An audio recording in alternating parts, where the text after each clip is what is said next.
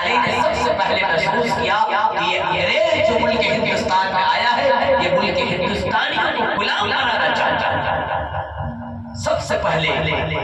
شیخ مجدد الفسانی رحمۃ اللہ علیہ بہت بڑے اللہ کے ولی ہیں، بہت بڑے عالم ہیں، اور ان کا مزار پنجاب کے اندر سرہند کے اندر موجود ہے۔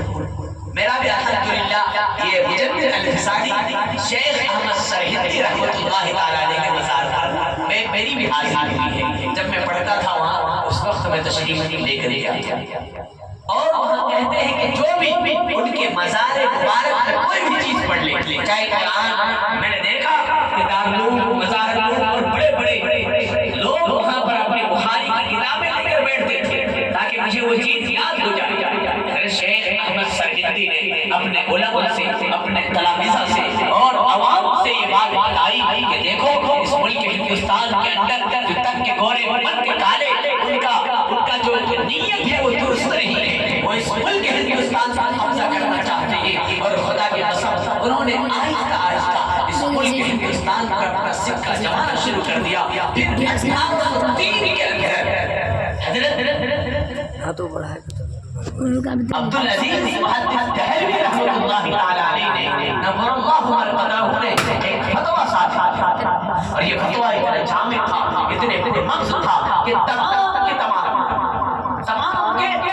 لوگ اس میں شریک ہو جاتے ہیں اور اس فتوے کو اپنے آنکھوں سے لگاتے ہیں، چومتے ہیں، اور مشترکہ طور پر پورے ملک ہندوستان میں جتنے لوگ تھے، مسلم غیر مسلم، سکھ عیسائی، تمام لوگ 1857 کی جنگ آزادی میں شان بشان کھڑے ہو کر کے اس ملک ہندوستان سے لڑے، اور پھر بلا آخر 1947 کو یہ ہمارا ملک ہندوستان آزاد ہوا۔ لیکن ہم جب اور تاریخ کی ورقہ کرتے ہیں، تاریخ پڑھتے ہیں، تو خدا کی قسم دلی کی جامع مسجد سے لے کر چاندنی چوک سے لے کر دلی کی جامع مسجد تک، اور جامع مسجد سے لے کر پشاور تک کوئی ایسا درخت، ٹری اور پیڑ نہیں تھا جس پر علماء کی گردنیں نہ لٹکائی جائیں۔ اس ملک آزادی کے لیے علماء نے اپنی قربانیاں پیش کی ہیں، اپنی جانوں کے نچھاور پیش کی ہیں، جب جا کر یہ ملک ہندوستان آزاد ہوا ہے۔ اور ہم جب تاریخ کی ورقہ کرتے ہیں، تاریخ کو پڑھتے ہیں، تو یوں محسوس ہوتا ہے کہ اس ملک ہندوستان کے اندر تقریباً صرف مسلمان 2 لاکھ مسلمان شہید کر دیے، 2 لاکھ، اور ان میں 51,500 علماء تھے،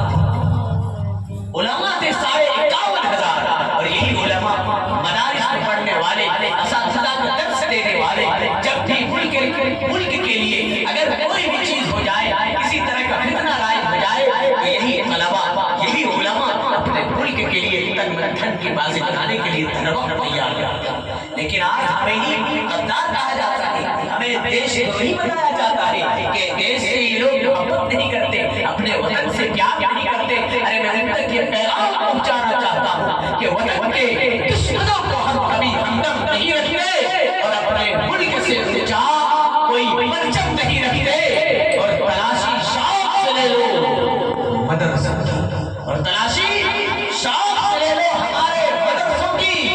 جہاں قرآن پڑھتے ہیں وہاں پر بم نہیں رکھتے، جہاں قرآن پڑھتے ہیں وہاں پر بم نہیں رکھتے۔ اور شاعر نے کہا کہ ملے گی منزل مقصود یہ ایمان رکھتے ہیں، ہم اپنی رہنمائی کے لیے قرآن رکھتے ہیں، اور وفاداری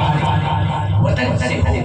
یہی اسلام کہتا ہے۔ بتائیے جس کا ریلیزن، جس کا دھرم یہ کہہ رہا ہو، وہ کیسے اس ملک کا غدار ہو سکتا ہے، وہ کیسے اس ملک سے بے وفائی کر سکتا ہے؟ ایسا ہو نہیں سکتا کہ وفاداری وطن سے ہو، یہی اسلام کہتا ہے۔ ہم دل کے ہر گوشے میں ہندوستان رکھتے ہیں، ہم اپنے دل کے ہر گوشے میں ہندوستان رکھتے ہیں۔ خدا کی قسم ایک انگریز ٹائمز لکھتا ہے، وہ کہتا ہے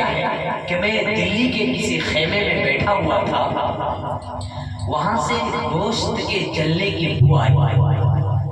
جب وہ انگریز ٹائمز اس خیمے کے اندر داخل ہوتا ہے تو دیکھتا کیا ہے کہ 40 علماء کو لا کر کے اس خیمے میں ننگا کر کے آگ کے انگاروں میں اسے ڈالا جا رہا ہے، اور پھر اس کے بعد 40 علماء اور لائے جا رہے ہیں۔ ایک انگریز کہتا ہے کہ علماء، اے حفاظ کی جماعت، اگر تم تحریک 1857 کی جنگ آزادی میں اگر شریک نہیں ہوگے تو میں تجھے چھوڑ دینا چاہتا ہوں، لیکن قربان جائیے علماء کی قربانیوں پر۔ انہوں نے کہا کہ مجھے آگ میں جلا دیا جائے، مجھے بھون دیا جائے، مجھے ٹکڑے ٹکڑے کر دیا جائے، لیکن میں انگریز کے سامنے، تن کے گورے من کے کالوں کے سامنے میں اپنا سر تسلیم خم نہیں کر سکتا ہوں۔ اور پھر وہ لوگ آگ کے انگارے میں جل کر اس ملک ہندوستان کو آزاد کرتا ہے۔ یہ ہماری تاریخ ہے، یہ ہمارا تاریخ ہے۔ اور پھر ویسے ہی انسان آزاد پیدا ہوتا ہے۔ خلیفہ سوم حضرت عمر بن خطاب رضی اللہ تعالی عنہ کو کون نہیں جانتا، جن کے بارے میں کہا کہ مرد جلال، مرد ہنر بھیجنا پڑا، اونچے بدن پہ اونچا ہی سر بھیجنا پڑا، اور سب سے بڑے نبی کی حفاظت کے واسطے اولاد سے بھی سخت بشر بھیجنا پڑا، اور بڑھنے لگا تھا زور جہاد کی فوج کا،